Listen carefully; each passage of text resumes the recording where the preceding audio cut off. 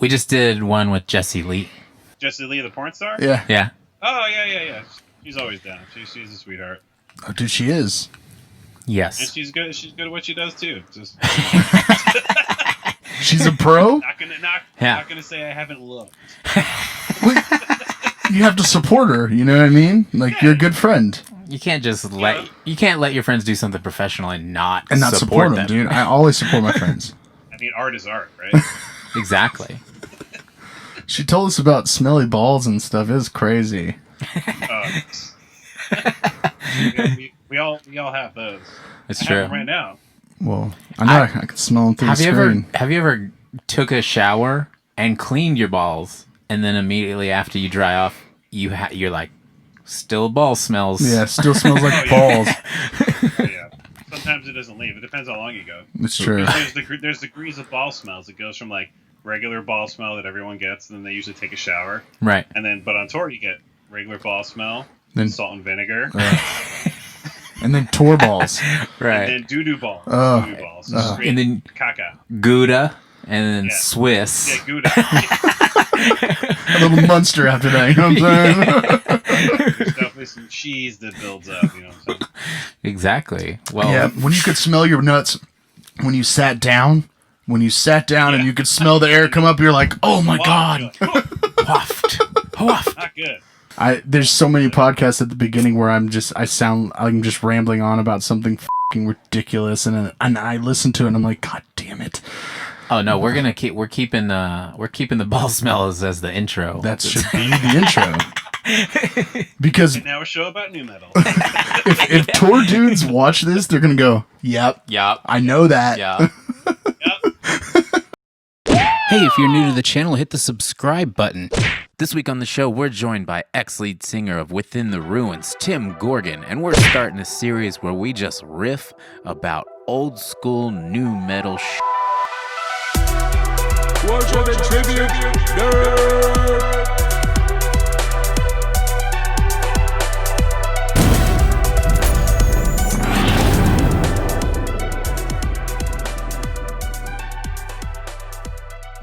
Hey, what's up, everybody? My name is Michael, a.k.a. Rickshaw, and welcome to Worship and Tribute Nerd, the show where metal dudes get nerdy. Dude, that was good. You f***ed it up with Jessie Lee so bad so many I times. did. Like 6 takes you had to take. It was so funny. But anyways, today we have a very special guest. We have Tim Goergen. Say hello, man, Tim. Taylor. Hello. God, I'm so excited. And also co-hosting with me is Fuzz. Hey, guys. Just Fuzz. Just Fuzz, no other people, which sucks because I miss those guys. When you call him by his real name, nobody knows who you're talking to. It's really true. What? I don't Who's think that? anybody does. Jesus. Who is? Can you bleep me out when I say your name? Yeah. Who is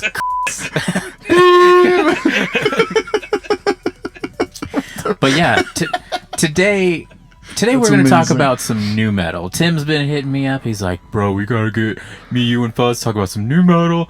And you know what? I think we're just going to start doing it. You know, today we're just going to break down new metal bit here and there, yeah. in general, but maybe we'll have more specific things to talk about in future episodes of this new metal podcast. But anyways. Is this part 1? Yeah. We'll call it part 1, yeah, dude. Part 1, yeah. And Tim used to be in Within the Ruins. What other bands have you been in the past?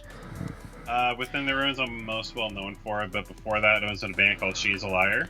Dude, that's a sick name. Nice. That actually, which is like I guess like a deathcore-ish band. We kind of did like the Despise Icon 2-singer thing. Uh-huh. And that's actually how I met Within the Ruins.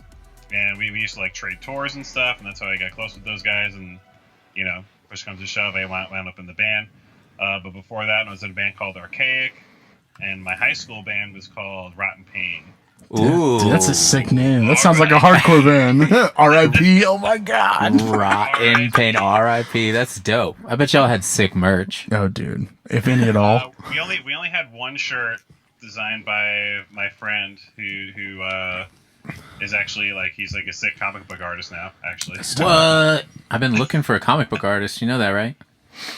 I didn't know that, but I have a guy. Oh, well, shit. You're going to have to hook me up.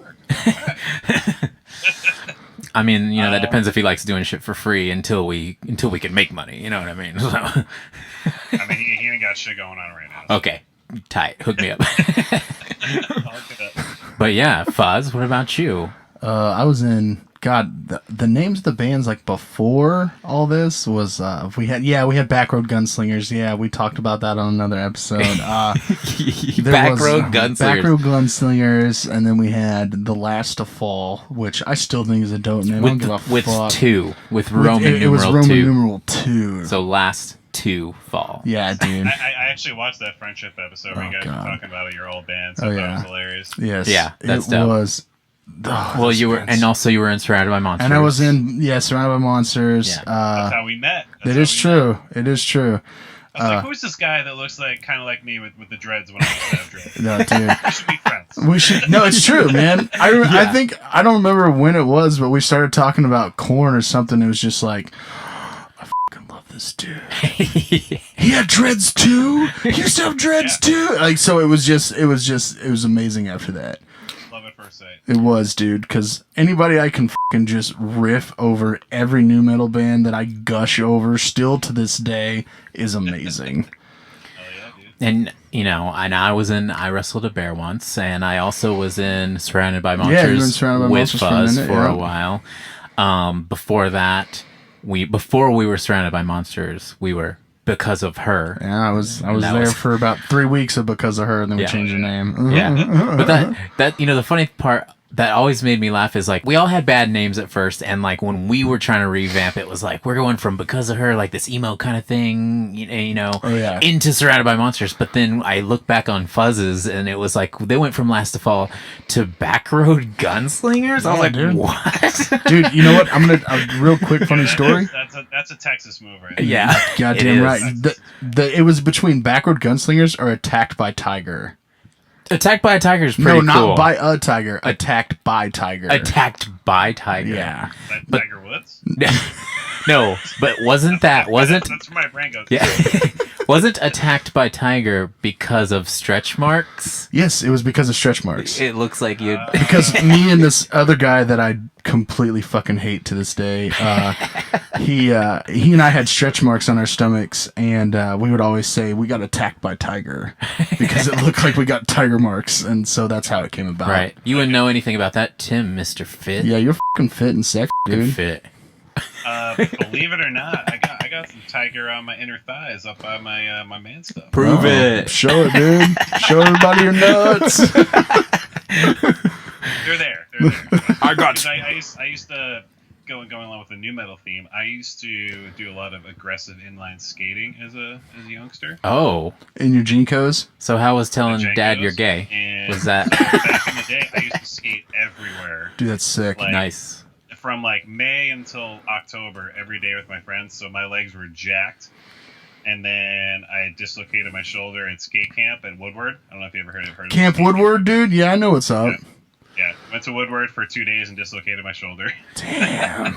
And I took a break from skating and then didn't really do much for a little bit. Started playing music and my legs kind of shrunk. And, that's the result. Right. I got some tiger stripes. So did they give you a mic? They give you like one of those heavy mics for you to rehabilitate your shoulder? So you can just hold it out like this, like, right? Dumb joke. Sorry. Sorry. No. It's a really funny story because I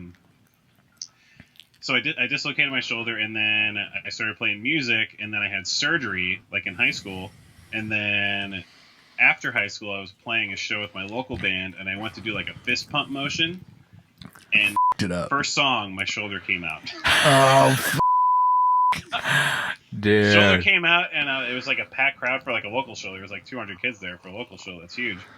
And I was just like, I turned back to my best friend John, who was my drummer, and I was like, my fucking shoulder's out. He was like, you fucking suck. He was like, what do you want to do? I was like, I gotta finish the song.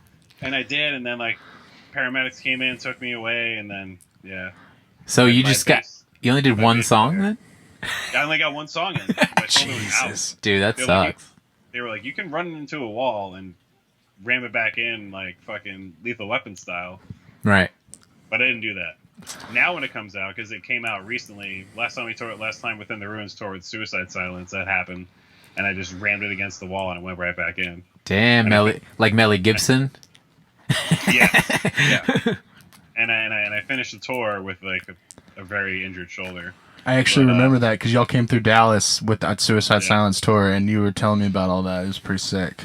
Yeah. I'm pretty sure. Yeah, that was that tour. Well, the difference between that first show you played and then the one with Suicide Silence is you have a death wish now. You know what I mean? So It's true.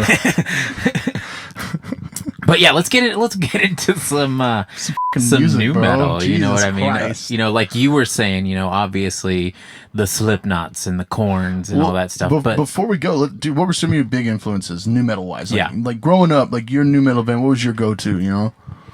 Okay, so vocally, right off the top, Nothingface.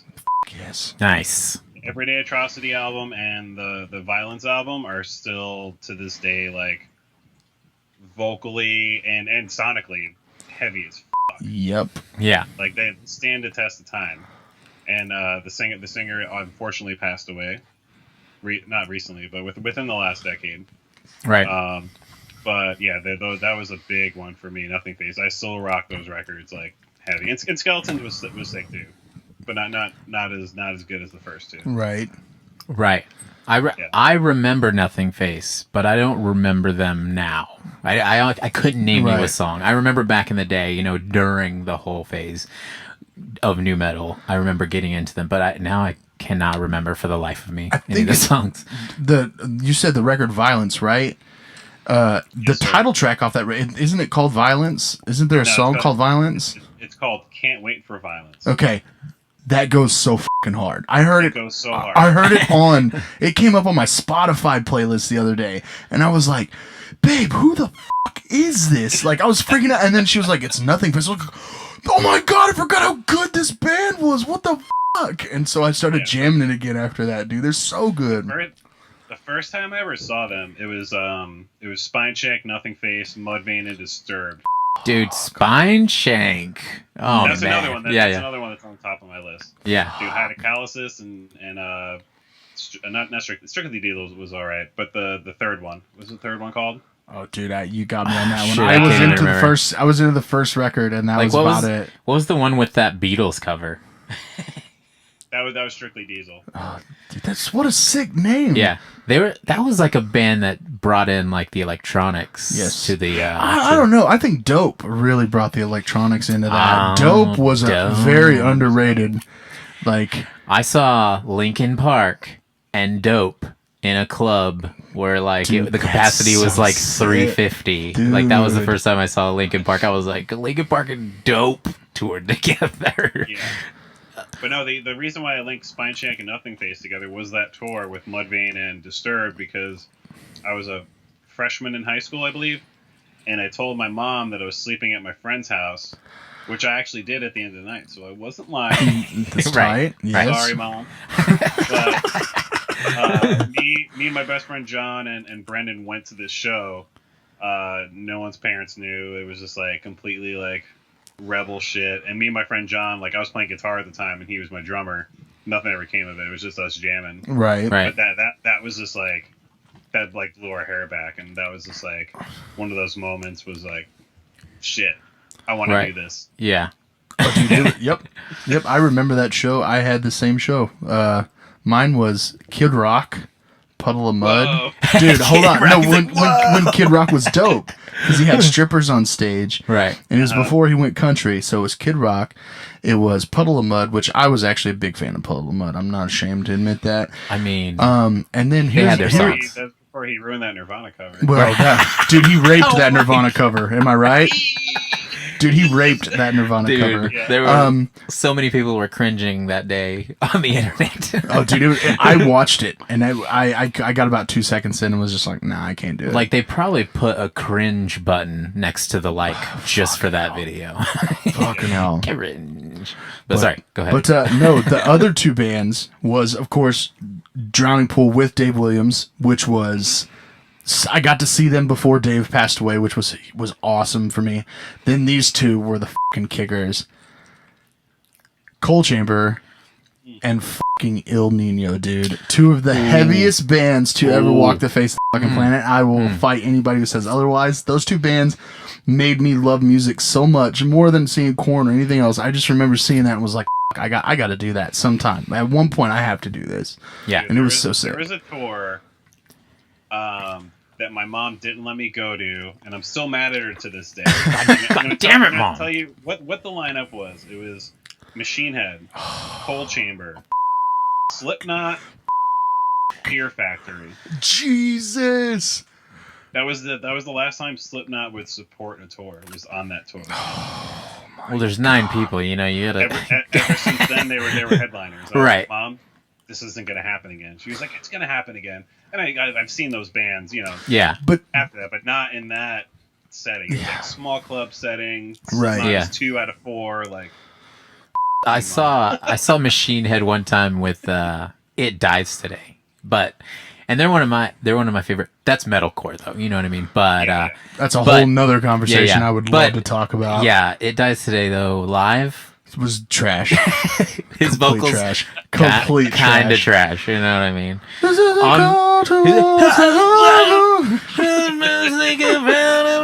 What the f***, dude? This doesn't sound like the album. Yo, I saw Machine Head with fucking Chimera. Oh God, I forgot all I've about seen Chimera. as well. Little fun fact about Machine Head. Okay, so first time I saw Pantera, I was like, yes, this is what I want to do. Hands down, I want to be a singer, like frontman. This is what I want to do. But when my high school band Rotten Pain opened up for Machine Head at the Chance in Poughkeepsie, New York, dude, Rob Flynn came down after the show and he was just like, dude, you remind me of myself when I was your age. Whoa. Playing the music, and I was like, and like, of course, like when kids meet, you're like, oh, I want to tour with you guys. That'd be great. So I did that whole thing, and he was like, get signed, and we'll do it. And I'm like, yeah. All right. Done. Yeah. Motherfucker. Got signed, did the whole thing, and then never toured Machine Head. So that was So he lied. What a liar. What a piece of shit, dude. That guy. Keith Flynn. No, dude, that's so badass. Like, for one of the guys you kind of looked up to tell you that your band was dope, that's pretty sick. Like, yeah, you were dope. You being like, hey, I want to be like that guy, and that guy go, you remind me of me when I was me. Did you have to hold back the tears? That's what that was. What's that? Did you have to hold back your tears when he said that to you? It just kind of took me back. It kind of like fueled the fire for the years to come. Dude, you know, that's sick. He snorted those tears, and you got high from it. You know what I mean? Allegedly. Allegedly. Right. Allegedly snorted my own tears. Right. Yeah, I don't want the cops busting down my door for fucking snorting up all my emo tears. You know what I mean? So, what would you say was the best show you ever went to? Best show I ever went to? Yes, like in that, growing up, that new metal, like your all that shit. I would have to say a tie between that, like I mentioned before, that Disturbed, Mudvayne's, Nothingface, Spineshake, but I think the sickest one was the Pledge of Allegiance tour with Slipknot. With Sepultura, System of a Down, and Mudvayne. Oh my god! Yeah, ours was different because they had different openers on different legs. Mm-hmm. We didn't get Mudvayne. We got Slipknot, System, American Head Charge. Was Godsmack on that too? Nope, and no one opened up the show. Dude, I can't. It's crazy. I forgot all about Godsmack. Dude. Godsmack was like, remember how those first big two they records? got? Those first two records were sick. Yeah. It was dope. The first record especially was super dope. I almost got a Godsmack song tattooed around my belly. We all did, Tim. We all did.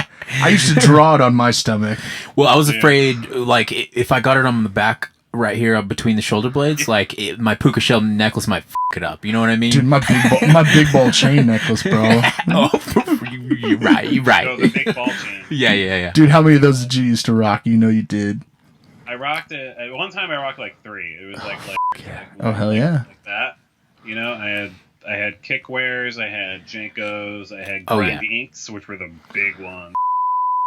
Oh yeah, I did have to hide those from my mom. Because she was like, "I don't want you wearing baggy clothes." was. Oh I my did God. I did Jinkos, mostly the Skunks. The Skunks The were like my Mammoths were favorite. dope. The Skunks, The Yeah. Mammoths were Slugs. dope. Yeah, but then I would do Massimo Oh, yeah, the t-shirt, Massimo tees. and then like pacifiers and stuff like that, That with my sucks. ball chain. You know what I'm That saying? sucks. You know what I'm saying? Yeah. I had Makes some sense. clubber friends. You know what I mean? That were like, Dickies. oh, Tim, would you? So is 36 Crazyfists, is that part of the new metal Yes. era? Yes, Yeah? it is. Okay, that's what I would say. I had been saying this to Fuzz for years, right? For years, I'm just like, dude, you know who I thought of the other day? Who? 36 Crazyfists. He's like, oh, I like them. Oh, I never liked them. Never liked them. And the other day, I was like, man, I thought of them randomly, and I put on that second album, Snow-Capped Romance. And I got to like song 5 without changing it. And I was like, this album is so sick. If there's anyone who would like this album, it's Fuzz. And I hit him up and he's like, no, I don't like that band. And I was like, listen to Snow-Capped Romance. Romances. And guess what? How'd you like it, Dude, Fuzz? It's not new metal, but it's Well, it's but new metal. It falls in like that, Yeah. that 40 Below Summer, that 36 Crazyfists. It was and before those bands. metalcore Yeah. started singing. You know what I mean? Stuff like that. free metalcore. Right. And kind of like a exactly. Trust Company, like that vibe, Yeah, that Trust exactly. Company Trust vibe, Oh, you the know. Trust Company is something I don't have on my list, which I was a huge fan of. Yes, Dude, me too. I saw Korn, Disturbed, and Trust Company, and it was one of the coolest fucking shows I'd ever seen. That day, I've talked about this before, that day, Disturbed came dressed out as Korn, because it was on Freakers Ball on Halloween, and Disturbed played Blind to open their set, and it was fucking sick. I'll never forget. And then Dimebag and Vinny came out and played Walk with Disturbed at the end of their set, and it was With fucking Disturbed? sick. Yeah, Shit. dude, it was sick. Actually, the first time I saw Disturbed, they played Walk. Dude, And the Disturbed. first time I saw Seven Dust, that played Walk. A lot of bands played Walk. Seven Dust. Dude, Let's talk about Seven Dust, man. Those, whatever Talk about you Seven say. whatever you say. because they haven't put out a bad record. Never. Never. And the last time, not the last time I saw them like live, pretty recently. But the time before that, they were doing the acoustic tour, Yeah. and they were rocking like their softer stuff. But then like the second half of the set, they were like jamming on some of their heavier stuff, and I was like, this is still kind of heavy. Like, Right. As acoustic, they were jamming it. yeah, people were like jumping around the crowd, moshing to like acoustic Interesting. Seven Dust, and I was Yeah. like, this is kind of wild. Didn't But they still killed it. Didn't Morgan put out a solo album or I something don't know. recently? I had a hard time taking him seriously. Morgan's the drummer, right? Morgan's the drummer, the Yeah. alien. Yeah, I saw something last night. It was like a sample from like his solo album Yeah. that he recently did. But Didn't he marry the bass player from Cold Chamber, if I'm not mistaken? The original, yeah. Yes. I don't know if they're still together. I know they have no idea. I mean, who knows? It's been, with this year added into the rest of the years, it's been 100 years since new metal. Yeah. You know what I mean? But yeah, 100%. dude, but Seven Dust, I saw them. This is the day Dimebag got shot, December 3rd, 2004 ish. I think it was 2004. Oh shit, that's coming up like this week. Yeah, tomorrow. And so we were going, and it was Korn, and it was Skindred, who I was a huge fan of. Korn, Skindred, Chevelle, and Seven Dust Chevelle. was direct support for Korn. Yeah, I actually saw the lead singer of Chevelle fall off the stage and break his ankle that night, and so that really happened. Yeah. And so Seven Dust, they come out, and I can't remember the singer's name to save my life, but he was like Lejean, thank you. Lejean.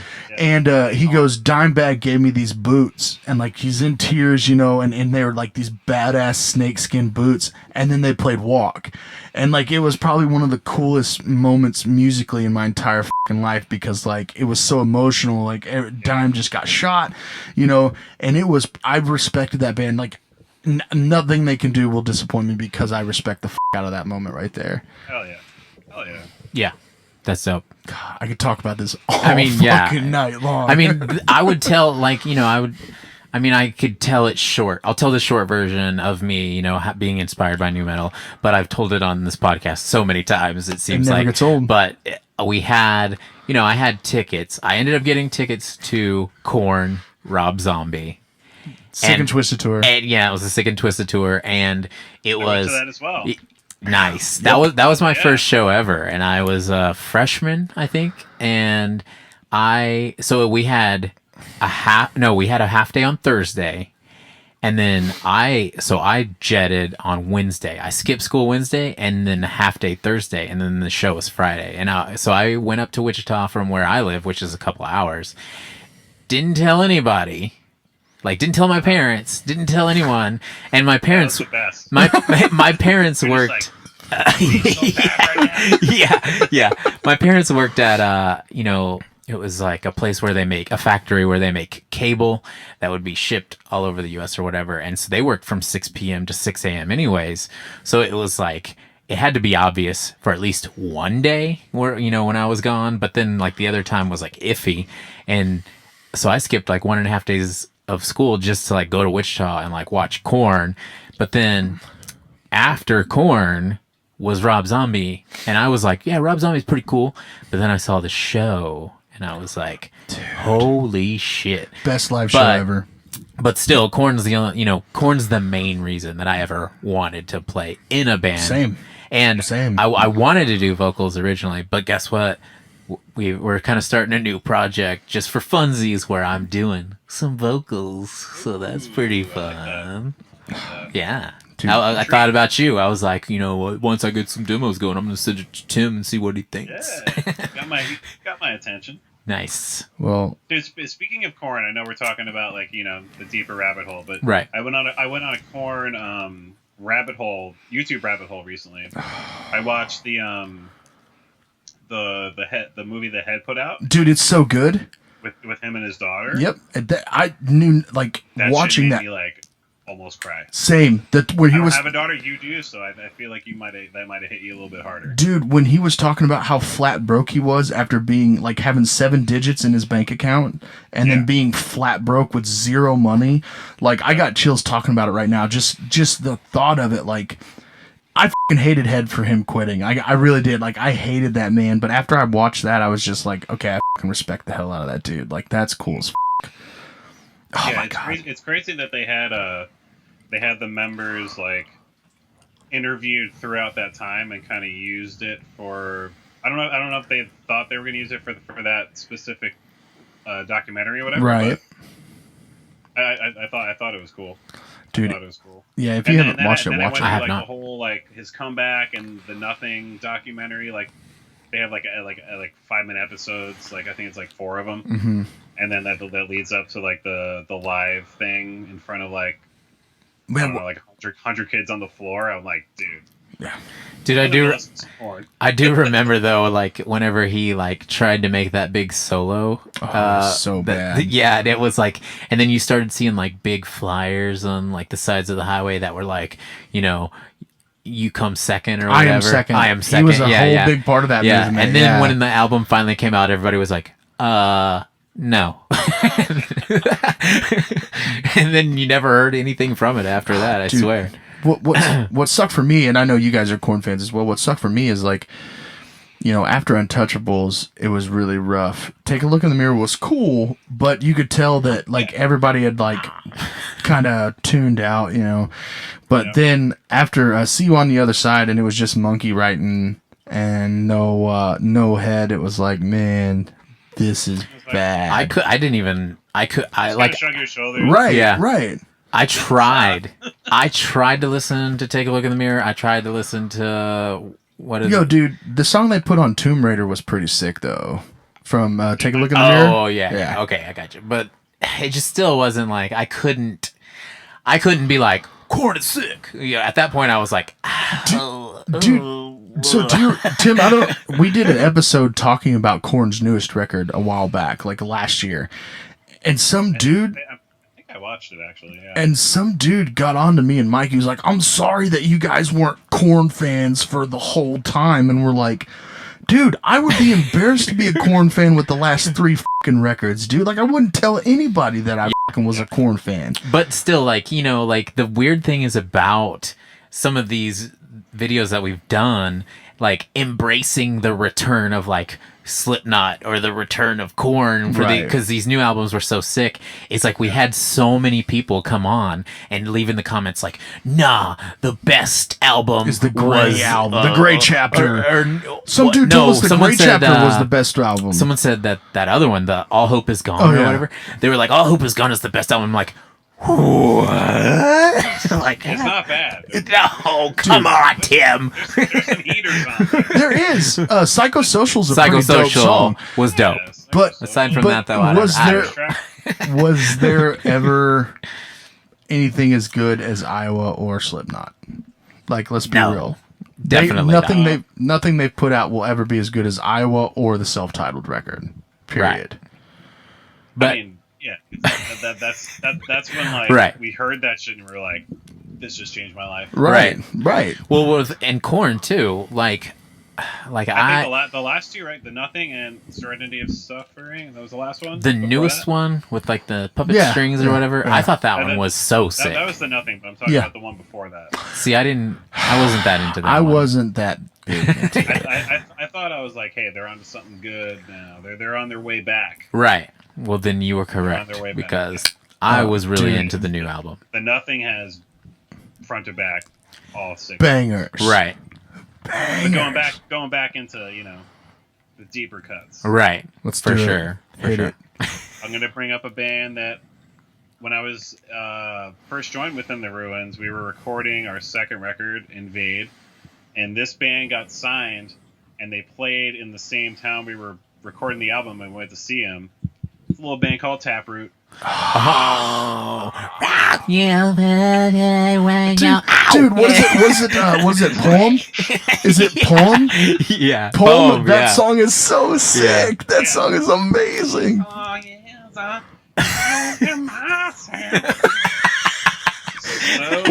how do the lyrics go? Break the glass in case of emergency. Yeah. Is that what it is? In case of fire, break the glass. Dude, Taproot's dope. Sounds like a plant. Dude, it does. But, oh man, fucking hell. Dude, I could go. Taproot was so. I remember seeing them. The only reason I got into them because you guys remember Metal Edge and fucking Hit Parader and all that. There was an article about Taproot, and I was like, man, that name is pretty fucking dope. I'm gonna go check that shit out. I used to find out about new bands. Same, dude. Exactly. Hit Parader, there was Circus, and then there was a college radio station in the New York City, New Jersey metro area called WSOU. It was 89.5. It was a college radio station. They would play everything from like the newest, sickest new metal to the dankest death metal, black metal you've ever heard before. So that's where I found about like everything. Dude, that's what has happened to our world? Like what guy sat down at a corporate office and was just like, we need to get metal out of here, man. Because like back in the day, it used to be like that. There used to be magazines for the shit. There used to be like a couple shows on MTV. There used to be like Much Music. You know what I mean? Like they were showing all the heavy stuff. Even on TRL back in the day. Dude, yeah, we've talked about that. Where there's like heavy stuff. Where Korn, Limp Bizkit, and Britney Spears would all be on the same top 10 on TRL. Well, I'll tell you what happened. Hit me. We're on it right now. Let's do it. The internet. Yeah, you're not wrong. You're not wrong. You're not wrong, but that was, I feel like when the internet first that was when the internet was blowing up, dude. But when the internet first happened, there was no one that took initiative and said, let's keep all this going. You know what I mean? Like it did what it did. Right. And the mainstream just fucking shat all over everything else, I guess. Like I remember listening to every Sunday, and I've told this 1,000 times, every Sunday the top 10 on the radio, our local radio station here, it was called The Eagle.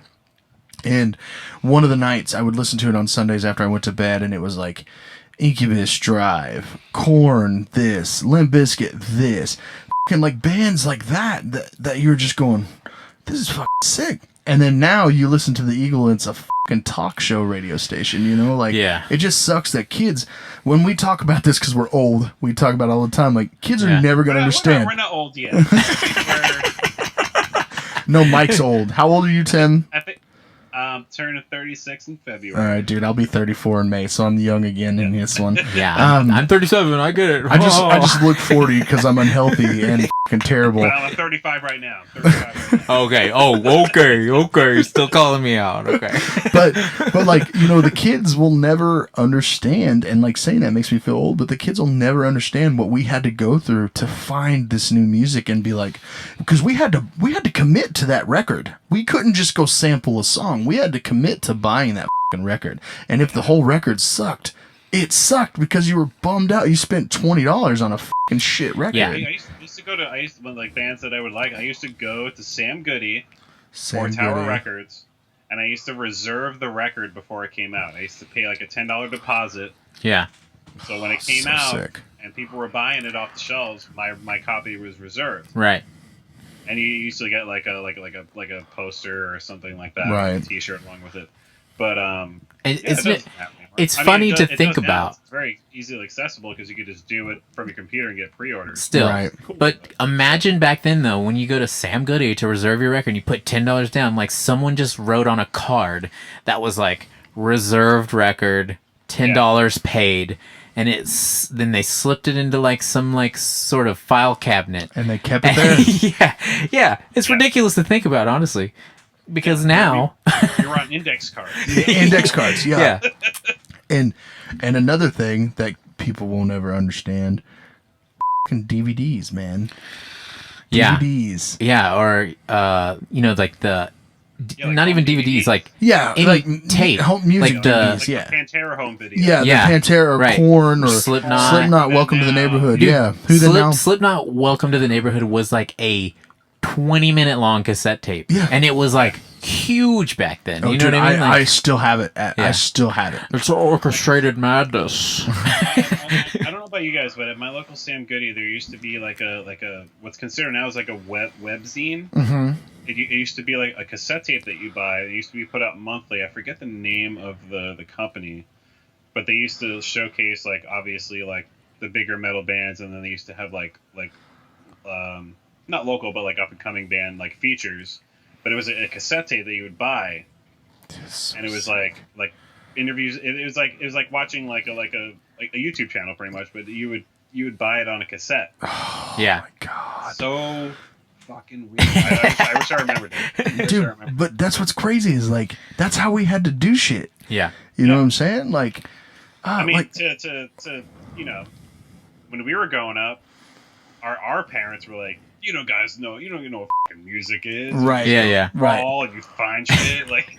Yeah. And now we're the same fucking way, dude. Well, it's just so sad that like now all a person has to do is like type it in. Yup, and it's and right like there. there's times, you know, and there's even times whenever it like online it shows you new album by so and so. Go type it in, and I'm sure people are like, I'll type it in some other time. I like this, and people are like, Well, it's just like the human condition, you know what I Right. mean? Yeah. Hey, I want, here it is.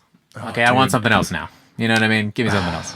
Man, I don't know. I just wish kids would understand what it's like watching the Family Values '98 DVD and just fucking. I was there. That was my first show. What? Oh my God! That was my first That was one of the sickest tours of all time. I can't yell because we just put my daughter to bed, but that tour was fucking My dad took me amazing. there for my first show. I was 13. Jesus just turned fucking 13. Christ, dude!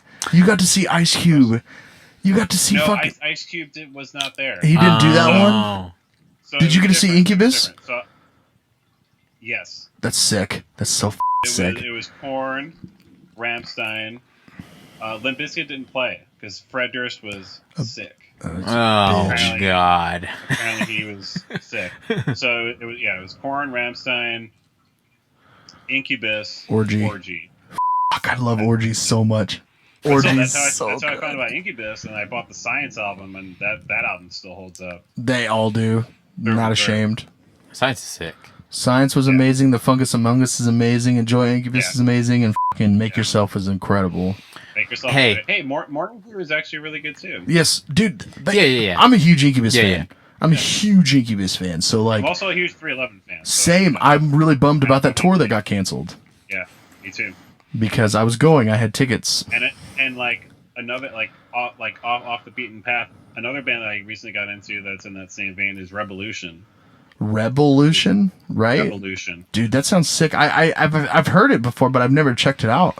They're in the same vein as like Incubus and 311, but with more of like a white boy reggae vibe. Dude, that's tight. I'm gonna have to check them out, dude. I've never jammed them before. They're good. They're good. So yeah, that's our first new metal talk that we've done. Dude, it's so much fun. It's so much fun. Yeah, I'm only like a quarter of the way down my list, by the way. Yeah. Okay. Oh, dude. Well, shit. I haven't even brought any up because Yeah. we said Orgy earlier, Right. and that's one of my that's one of the ones that people don't know about because they only had really one good record, and only did a couple. That was good. Dude, I love the second one. She Dreams in Digital. That song is so f***ing good.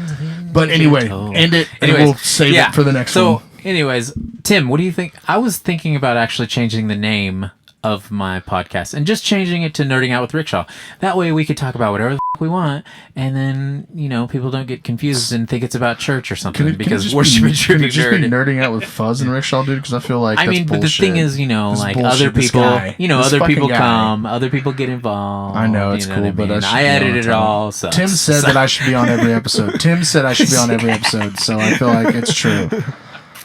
But anyways, yeah, we're gonna end our first. That was our first new metal talk, but we're definitely gonna have some more of these for sure because we're not done yet. Not even close. Not done yet. Tim's not even We've close. only scratched the surface. Like when you fall when you're a kid and you scrape your knee and your dad looks at it and you're like, you're fine.